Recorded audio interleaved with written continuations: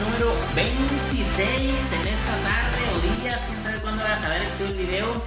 Y pues ya mire, se está haciendo grande este proyecto y hoy pues queremos compartir un tema más, queremos acercarnos a la puerta de tu hogar una vez más con el tema cambios inesperados en nuestra vida y pues, o cambios de vida inesperados. Y hoy nos acompaña un gran amigo, mi hermano que viene desde Cancún. No sé qué. Parece, ¿no? Yo quiero dejar lugar para que usted se presente y pues el auditorio lo conozca, ¿no? Gracias, Pedro. Mi nombre es Horacio González Rivera, vivo en El Terrero, soy ingeniero fruticultor y me dedico a la fruticultura. El tema que vamos a estar compartiendo esta tarde es un tema de una afición que a mí me apasiona mucho desde hace un tiempo ya, de bastantes años, y cómo cualquier cosa podemos analizarla a la luz de las escrituras. Sí. El tema al que nos va a llevar esta afición por las antigüedades no es un tema que yo domine, pero que sí he experimentado y que me ha dado un tiempito para analizarlo a la luz de la palabra del Señor. Entonces, antes he visto aquí que Pedro siempre trae su iPad para sacar sus apuntes. Ya me vino a opacar mano. Yo traigo la mía de última tecnología. Le voy a pedir a Pedro que lea por aquí más o menos cuándo está esta. Miren, nada más es un iPad del 1876. Ay, casi como la mía. Miren nada más, Estas tabletas se usaban en las escuelas y es piedra pizarra, piedra sólida, de hecho está pesada. Con su plumita y todo. Esta plumita es de una pizarra más blanda que permite escribir, hacer trazos y con un trapito húmedo se borra.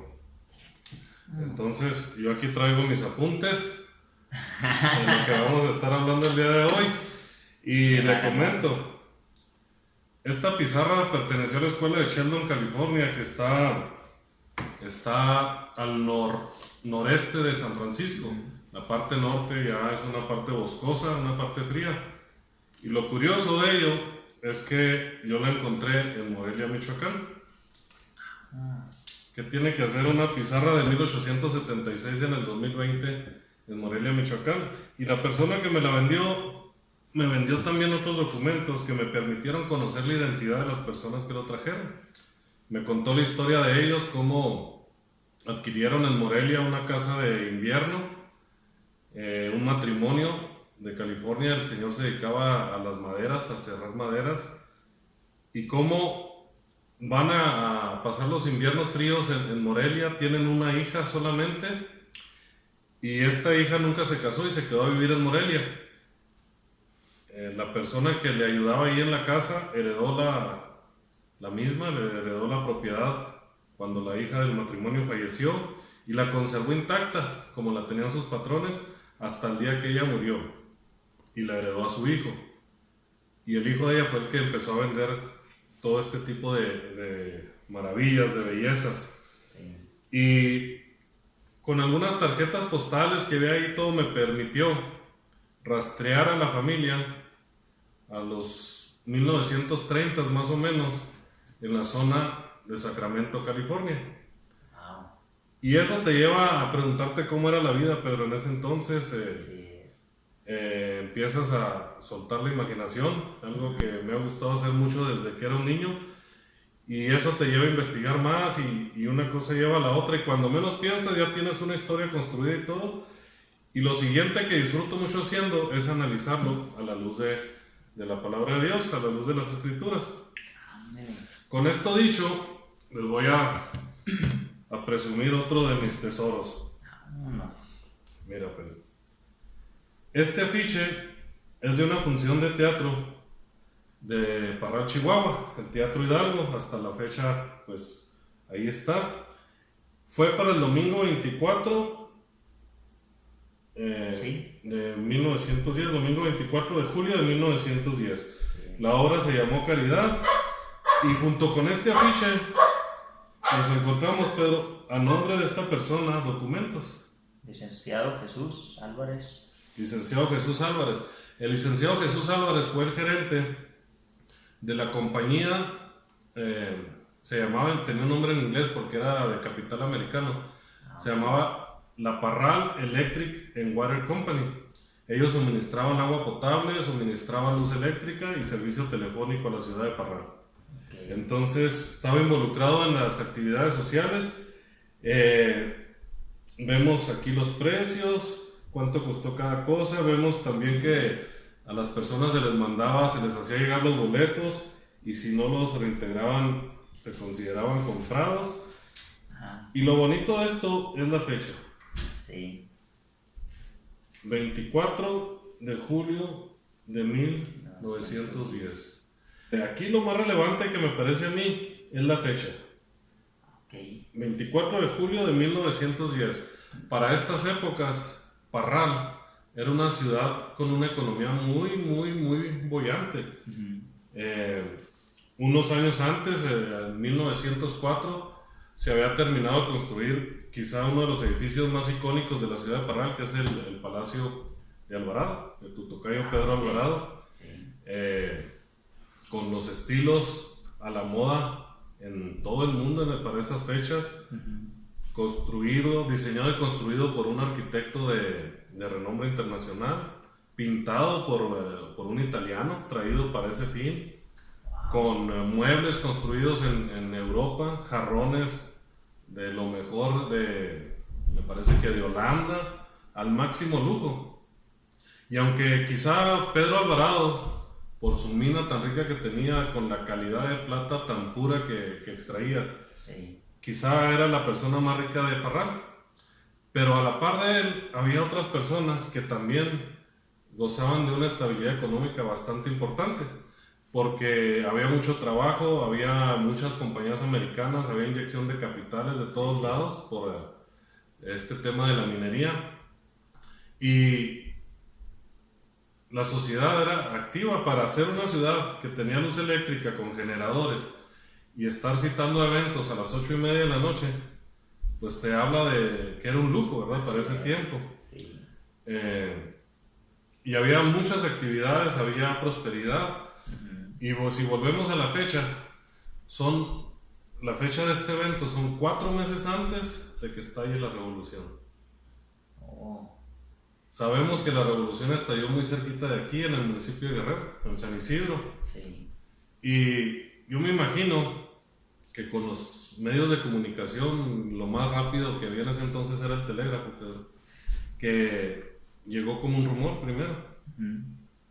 Como un rumor, algo así como nos llegó aquí a finales de 2019, el rumor de un virus nuevo. Así es. Que estaba pasando en China, que gente moría, y luego veíamos videos que no sabíamos si eran ciertos o no, donde con maquinaria pesada amontonaban cadáveres y los arrojaban a hogueras o al mar, y empezamos a asustarnos y empezó mucha gente a entrar en pánico. Me imagino que algo así ocurrió con las personas en esta región de Parral, cuando se empezaron a oír todos estos rumores de guerra. Así es. Ellos habían estado viviendo por algunos años ya, déjame retirar esto, habían estado por algunos años disfrutando de una economía muy sólida, de prosperidad, de bienestar, y de repente se veían tiempos de guerra. Y sabemos que en la región nuestra, pues la figura principal de la revolución fue Francisco Villa. Ajá, sí. Doroteo Arango, originario muy cerquita de ahí, de Parral, de una zona de Durango. Y Parral se convirtió también en epicentro de muchos hechos históricos relacionados a la revolución. Ajá, sí. Entonces, imagínate el cambio de vida en las personas residentes de Parral, de todos los estratos sociales, no únicamente las personas que gozaban de solvencia económica, porque un día estás en eventos como estos y otro día empiezas a escuchar rumores de guerra. Sí. El porfiriato fue una etapa en nuestro país de mucha prosperidad, de mucho desarrollo en las comunicaciones. Porfirio Díaz impulsó ferrocarril, impulsó telégrafos, pero desgraciadamente el costo lo pagaron los más desprotegidos. Y no podemos culpar a quien no tenía nada, a quien era explotado por levantarse en armas. El asunto está que la revolución no trajo necesariamente algo mejor. Durante el periodo que duró esta guerra-revolución hemos oído historias todos de nuestros abuelos o bisabuelos o de nuestros papás que ellos a su vez les contaron de los horrores que hubo en la revolución. Sí. Entonces, mi abuela me contó, ella tenía escasos 7 años Sí. cuando tuvieron que dejar su pueblo por la revolución. Dice que iban en ferrocarril, el ferrocarril avanzaba lentísimo en esos, Sí. y para no aburrirse empezó a contar los postes del telégrafo. Y dice que todo iba bien hasta que empezaron a ver cuerpos colgados de los postes del teléfono, de gente que habían ahorcado. Me contaba cómo las sacaban en los burros en unas angarías o canastos escondidas a la sierra, porque cualquiera de los bandos que llegaba a un pueblo representaban violaciones a las damas, Así es. despojo de la comida que hubiera para alimentar las tropas, del artículos de valor, pues ni se diga, para financiar los costos de la guerra, de los hijos varones, se conocían como levas, que era el reclutamiento forzoso de los varones para ir a pelear a la revolución con uno y otro bando. No podemos culpar a un solo bando de hacer esas atrocidades porque corrían de los dos bandos. Sí, sí. Aquí en el Ojito me contaba mi abuelo que estando ahí en esa zona acampado Pancho Villa, una ocasión llegó una mujer con información valiosa para la revolución, y en cuanto suministró esa información, Pancho Villa la mató a sangre fría, y se justificó diciendo que de la misma forma ella podría llevar información de las tropas de Villa a los federales. Así es, claro. Y la tiró en la sequía ahí del ojo y sentenció que la persona que le diera sepultura correría la misma suerte. Entonces había muchas atrocidades. Vemos que en todo el país a la gente le cambió la vida en esas fechas de los 1910 hasta los 20 y tantos, ¿verdad? Que siguió la agitación. Entonces, dándole rienda suelta a la imaginación en todo esto, Pedro, Sí. me puse a pensar en los cambios que nos ocurren a nosotros en la vida. Hay cambios que los esperamos, ¿verdad? Se espera que te cases, se espera que tengas hijos. Te cambia la vida cuando te casas. Así es. Con el grupo que platicaba ayer, ¿a quién le cambió la vida? Les hice la pregunta. Y todos los que estaban casados levantaron la mano. Y uno de ellos dijo, la primera vez sí me cambió la vida. Le digo, ¿y por qué nomás la primera vez? No, es porque ya la segunda ya la tenía cambiada. Sí. Pero nos nace un hijo, nos cambia la vida, se espera, es normal. Así es. Pero ¿qué pasa, por ejemplo, en mi caso, que me cambió la vida cuando perdí un hijo? Eso no es normal, o sea, nunca te casas pensando que un día va a fallecer uno de tus hijos. No. Entonces son cambios de vida muy fuertes. Nosotros los que nos dedicamos, por ejemplo, a la fruticultura, a la agricultura, nos cambia la suerte en cuestión económica muchas veces en 15 minutos. Una tormenta de granizo nos cambia la perspectiva económica para 2 años, no solamente para uno o una helada, ¿verdad? Hay personas que tienen el privilegio de tener ingresos más estables, que pueden programarse de acuerdo a sus ingresos mensuales. Nosotros no es el caso, ¿verdad? Nos gusta la aventura. Sí. Entonces, pensando en eso, en cómo a mí me ha cambiado la vida, cómo a cada uno de nosotros hemos vivido experiencias que nos han cambiado la vida, me puse a pensar en la Biblia, en personas a las cuales también les cambió la vida. Así es. Entonces, me acordé, por ejemplo, en el libro de Números, el capítulo 20, si alguien quiere buscarlo después o consultar en los versículos del 14 al 21, Pedro, te acordarás que la Biblia señala un periodo en la historia de Israel cuando Moisés saca al pueblo de Egipto, lo liberta, y cómo van caminando por el desierto y en su caminar rumbo a la tierra prometida tienen que atravesar por una región que se llama Edom, Ajá. que son sus hermanos, Sí. son los descendientes de Saúl, ¿verdad? Ellos, el pueblo de Israel, son los descendientes de Jacob, Sí. y Edom son los descendientes de Saúl, Ujú. los dos hermanos.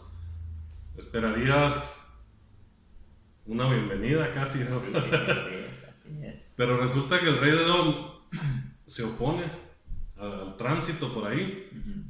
y les dice: ni siquiera agua van a tomar, ni siquiera van a pasar. Y Moisés manda a los emisarios otra vez y le dice: si acaso nos salimos, tomamos agua, pagaremos por todo. Y el rey de Edom vuelve a contestar con una negativa, y esto ocasiona que el pueblo de Israel tenga que tomar otra ruta rumbo a la tierra prometida, hacer un rodeo, Sí. lo cual causa descontento en el pueblo. Este cambio de planes, este cambio en la visión que ellos ya tenían de una tierra prometida, de corría leche y miel y todo aquello bonito que el Señor les había ofrecido, y de repente se interpone algo en su camino, hay un cambio de planes, y por enésima ocasión empiezan a renegar. Te acordarás que decían: este alimento que nos das ya nos fastidió, ya nos tiene... Y ahora queremos carne. Este pan ligero, Sí. ya queremos otras cosas, y empiezan a renegar de todo, ¿verdad? Empiezan a traer falsas memorias, que en Egipto hacían esto y que allá comían lo otro, y Sí. cosas que no eran realidad. Y a consecuencia de esto, el Señor libera una plaga de serpientes de fuego, que al parecer se llaman así por lo doloroso que es la mordida y la ponzoña tan fuerte que inyectan. Muchos de ellos murieron ahí, Sí. ¿verdad? Al grado de que los que no murieron tuvieron que reconocer el pecado tan grande que habían cometido, y el Señor les da una oportunidad más, ¿verdad? Con la serpiente aquella de bronce, y el que mirara, conocemos la historia, ¿verdad? El que mirara a la serpiente quedaría sano de la picadura. Caso contrario, Pedro, el caso de Daniel. Ok. De Daniel, ¿te acuerdas, verdad? La historia de Daniel. En el capítulo 1 de Daniel hay varios versículos que nos narran cómo Daniel, siendo una persona que pertenecía a la nobleza en el pueblo de Israel, es llevado cautivo a Babilonia, Así es. junto con las personas de más valor, ¿verdad? Sí. Valor porque podían aportar conocimiento, cultura, y porque en determinado momento pudieran ser rescatados a cambio de dinero, de oro, de lo que sea. Así es. Entonces, Daniel, en este cambio tan grande de vida, lejos de renegar del Señor como lo hizo el pueblo de Israel, lejos de amargarse la vida, él decide permanecer fiel a Dios. Así es. Decide permanecer fiel a Dios y no contaminarse con la comida del rey de Babilonia, porque era una comida que no estaba de acuerdo a lo que el Señor había instruido que debieran comer, ¿no? En el libro de Levítico, me parece. Entonces, en esta actitud diferente de Daniel, el Señor lo respalda. Te acordarás, interpreta sueños. Así es. Le conserva su integridad cuando es arrojado al foso de fuego o al foso de los leones, como el Señor lo respalda totalmente. Así es. Porque en una circunstancia como en otra, él permaneció fiel al Señor. Así es. Ese cambio en su vida no significó que él se iba a alejar de Dios. Él permaneció fiel en lo bueno, en lo poco, en lo bueno, en lo malo, en lo mucho, en lo poco, como en un matrimonio. Así es. Las buenas en salud y en enfermedad. Entonces, traigo otros ejemplos, pero no sé si quieras que los comentemos después. Claro que sí. Mira, si gusta, hermano, para terminar casi ya este episodio, la primera parte del episodio, quisiera comentar esto. A lo mejor para que quede un poquito claro para el auditorio. Estamos hablando de cambios que suceden en nuestra vida de un momento a otro, cambios inesperados. Decía ahorita, hermano, que pues a veces sabemos qué es lo que va a pasar, por ejemplo, cuando nos casamos, ya sabemos que la señora nos va a pegar, ya no sé qué. Pero con amor, ¿verdad? Es diferente que te peguen sin amor. Y entonces ya más o menos nos damos una idea, pero comentaba ahorita cambios que no teníamos en cuenta o que no pensamos que iban a suceder, y ahí nos cambia la vida exactamente como ha cambiado la vida desde tiempos anteriores hasta el día de hoy. O sea, ha cambiado, y ahorita lo podemos ver, como de repente era o familias felices y de repente ahora infelices, ricas y de repente ya no tiene nada. Que usted, si usted lo pregunta, yo nunca me imaginé estar pobre, yo siempre pensé que iba a estar rico o algo así como puedan pensar ellos, o al contrario, un cambio inesperado, que no, yo siempre voy a vivir en la miseria, y que de repente se sacó la lotería, un cambio inesperado en la vida de repente, y ahora rico. O ahora venimos a las tristezas. Yo nunca me imaginé quedarme sin un hijo, una hija. Eso normalmente ellos me lo van a enterrar a mí, pero yo enterrar a un hijo no. Entonces ahí viene lo inesperado, como bien decimos ahorita. Y aquí pues claro que hay ejemplos que nos están enseñando que a pesar de cambios, pues podemos ser fieles, podemos ser íntegros. Entonces, a pesar de, y yo, hermano Horacio, pues yo lo felicito a usted porque aquí está, y a pesar de un cambio en su vida, usted sigue siendo de bendición para las personas con su testimonio, que ahorita ya no se supera eso, pero queda una cicatriz, vaya. Que sigue ahí, pero y usted puede ahora apoyar a otras personas que pasaron por eso. Entonces usted, hermano, en ese cambio inesperado, pues claro que usted siguió siendo fiel, siguió sirviendo, y ahora puede ayudarle a otra persona. Entonces, a pesar de que haya cambios en nuestras vidas difíciles, aquí lo que tratamos también de hacer es que busquemos esa integridad y esa búsqueda con Dios, y bueno, hay ese respaldo con Dios, que es de lo que también vamos a hablar. Exactamente. Entonces, se va a poner bueno, viene la carnita. Hasta ahorita hemos estado con las puras verduras. La pura introducción, sí. Así es. Esperamos que la carnita de esta plática va a estar bien sabrosa, ¿verdad? Así es. Que nos puedan seguir acompañando en el otro episodio. Así es, vamos a terminar esta primera parte de este episodio, y no olvides, vamos a la segunda parte, y gracias por pues acompañarnos, y nos vemos. Enhorabuena, hasta luego y hasta la próxima, cuídate.